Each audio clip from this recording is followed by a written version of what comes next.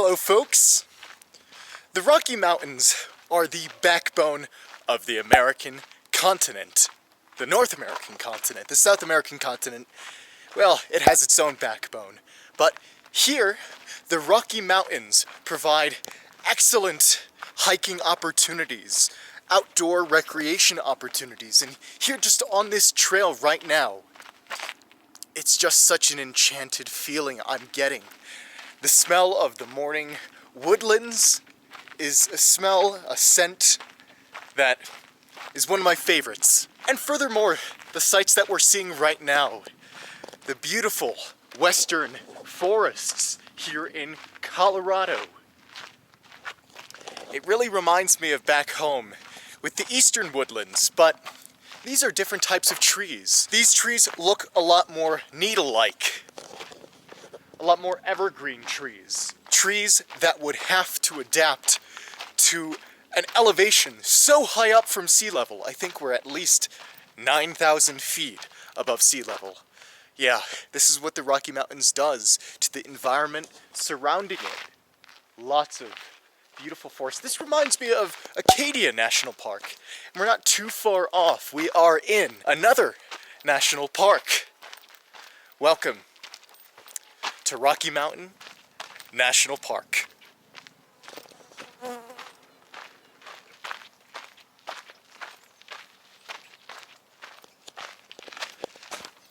These Rocky Mountains provide some great scenery around us. It's almost this magical feeling you get while walking through the many, countless trails across these hundreds of square miles. Well, I have to say it's quite a chilly morning today. That's why I'm well prepared with a nice flannel.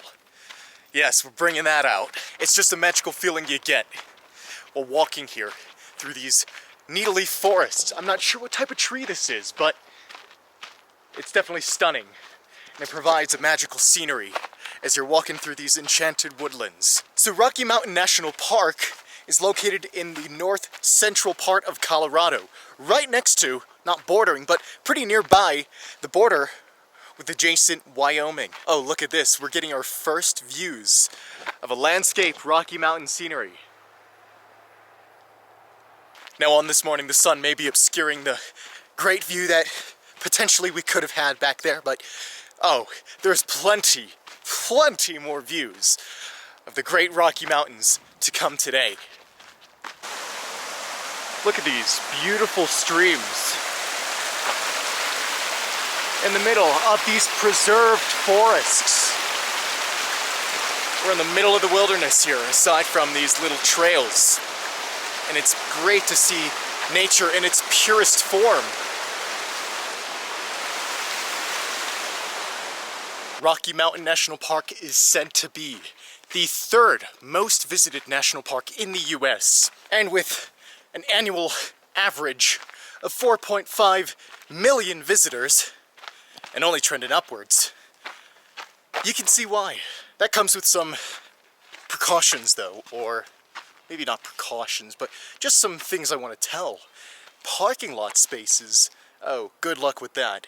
They're gonna be full, even in the mornings. It's a Monday morning right now, and yet I could barely find a parking space. I was very lucky too. This park is getting so congested, as with a lot of other national parks in the West, that the National Park Service is implementing this new system, a timed entry pass, where not only must you pay the fee to get in, but you also gotta pay a little bit of money, maybe like $2-3, for your timed reservation, where you must go at a certain hour and enter through the entrance with your timed entry pass in hand, along with all the other things you need. In a way, it might make things a little less burdensome for you as the visitor, because then there's not as many people coming by. You won't have to wait as long in your car for you just to enter the national park. But it's not just Rocky Mountain National Parks that's doing it. Arches National Park also implemented that timed entry pass.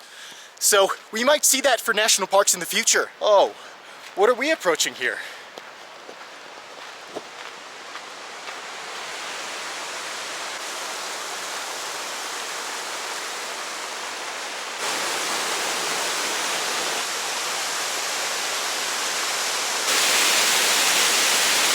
This national park is made up of a network of streams and creeks meandering through the valleys and forested mountains here that you might see.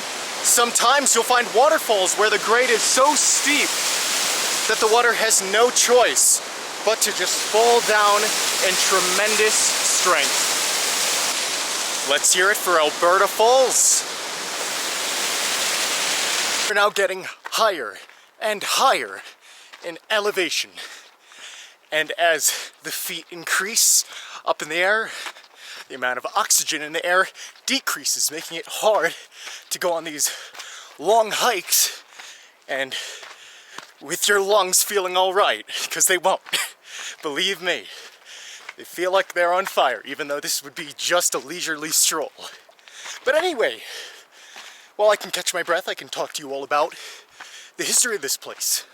So originally, this place was inhabited, just like a lot of the places in the West, with the Native Americans, namely the Utes, and later, the Arapaho. They used this area as a place to camp and hunt. These were major hunting grounds full of various game, from buckhorn sheep to wolves. The native people used this land to their advantage.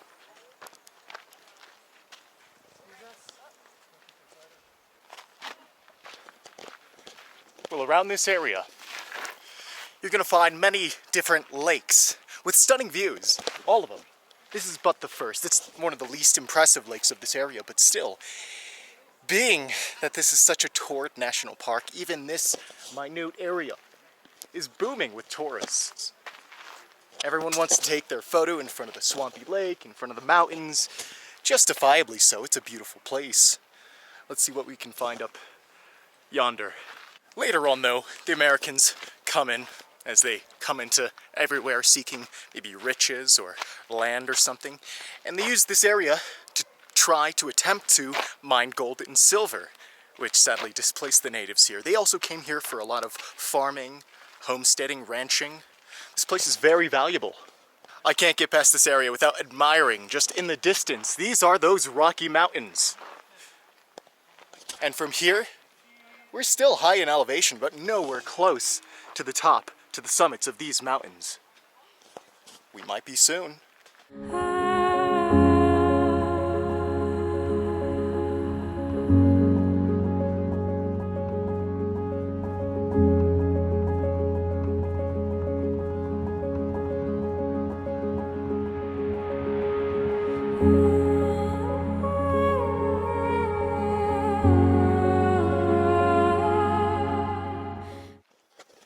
Well, now you can see why there is such an immense appreciation given to Rocky Mountain National Park. We're here at a view of Dream Lake at the foot of these great Rocky Mountains. No wonder it's called Dream Lake. It looks like you're in a dream, full of this pristine natural beauty. The trees, the mountains, they go really high up. And of course, the water that looks a little bit turquoise from the glaciation. It's a beautiful sight all around, and this is just another of the many lakes. We have one more lake, at least one more major lake, that we should see here.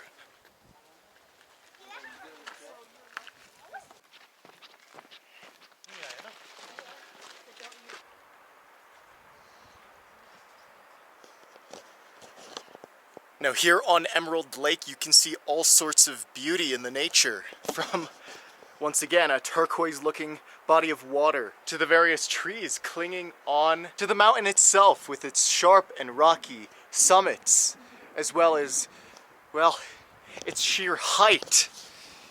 All of this combined makes for an amazing view, and the view we see behind us is a great way to understand the importance of preserving and conserving this natural area. As I told you, when the Americans came in here, they realized this was an all-attractive area to do whatever business they had or just settle here. So logs were cut down, trees were fallen, well, big game were hunted, almost to extinction. And so people realized, especially in the heyday of the conservationist era, back in the early 1900s, that if legislation wasn't passed to help conserve at least a small part of the Rocky Mountains, that this wild frontier would not be as we see it today. So in 1915, at the height of the conservationist movement here in the United States, Rocky Mountain National Park was officially established. And back in 1915, it was only one of a few handful of national parks selected to be given this national park status. So here in Rocky Mountain National Park, if that was one of those first national parks out of the entire territory of the US selected, one of the first, that should tell you something about the immaculate beauty that this park holds.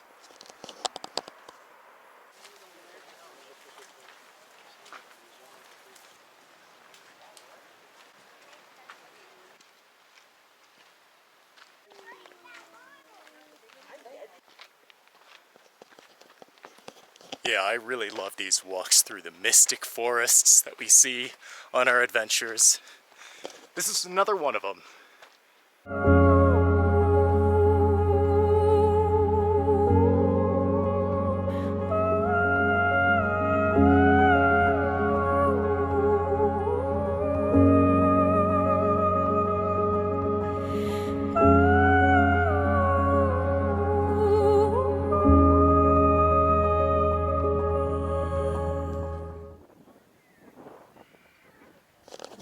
Ta-da! Welcome to our bonus lake. Yeah, there is one more lake that is sure noteworthy enough to explore and discover. So this is Lake Hayaha. I don't know the pronunciation. Hayaha, Hayaha. Either way, one thing's for sure, this is a must-see. And around this time, it's not normally this milky green color. Normally, it would be a darker turquoise color that would be fed from the glaciation. See that in the distance? That is a glacier at the top of those Rocky Mountains. So it'll make this otherwise boring lake a nice turquoise color. But something about the minerals from a recent avalanche around these mountains has turned this lake very green, very bright, very milky, not so visible. Now this glacier would probably be a lot larger if it were a lot colder and the ice would pack and accumulate. But here in late summer, you're not going to see much of the glacier.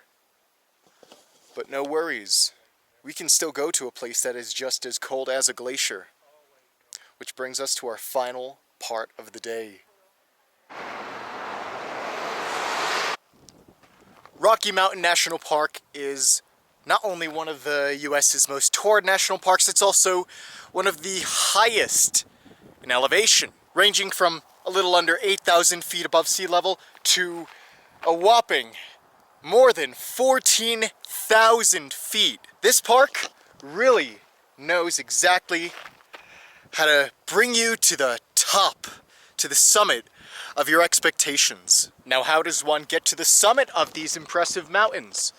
Well, one can use the Trail Ridge Road. Part of US 34, this Trail Ridge Road is the highest highway road network in the country, and it'll go to over 12,000 feet above sea level. Now that's one high ride.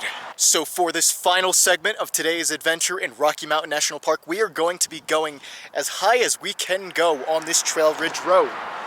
I think we're going that way.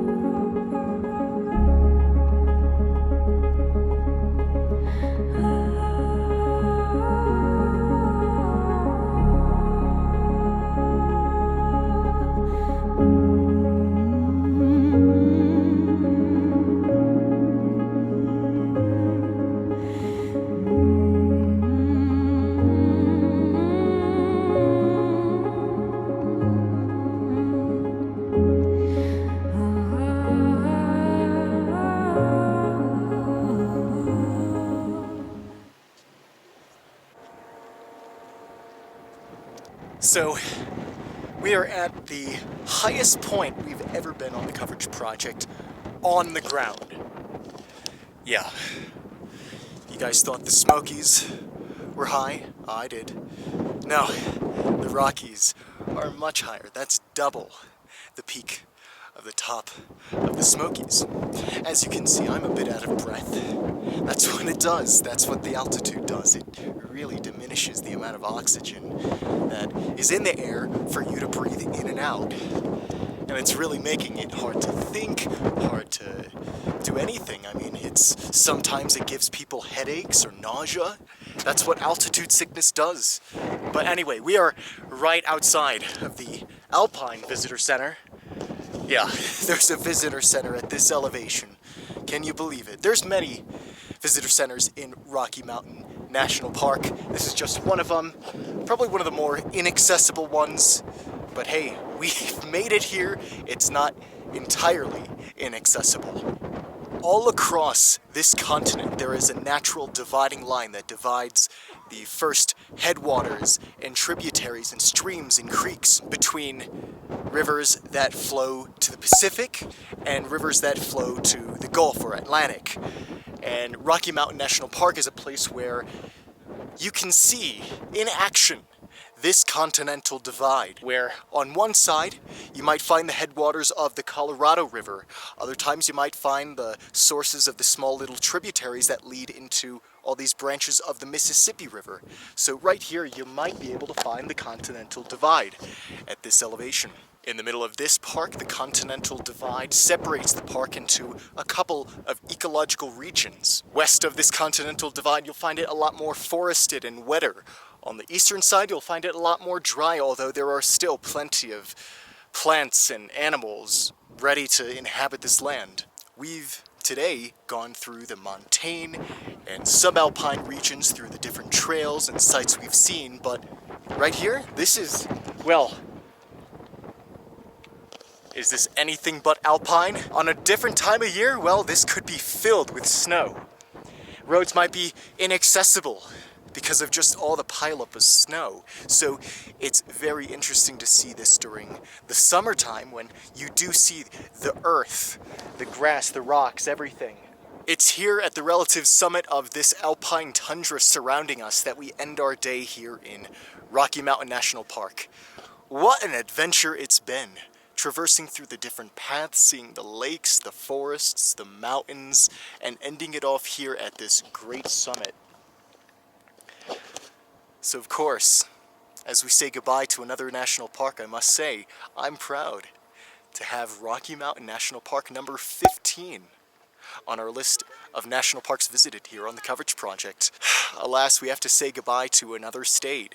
So bye-bye, Colorado. We've enjoyed you thoroughly. Hope we can visit again, but as for now on the Frontier Americana Tour, we gotta head ever more north. So as we continue our adventures here on the Frontier Americana Tour, new states, new regions, new territories, new adventures are sure to be enjoyed by us here. So with that, I gotta say goodbye. Goodbye to Colorado, goodbye to the Rocky Mountain National Park, goodbye to you all until another video, which will be very soon. So, winded, out of breath, at a little under 12,000 feet above sea level. More travels to come. I will see you at the next location.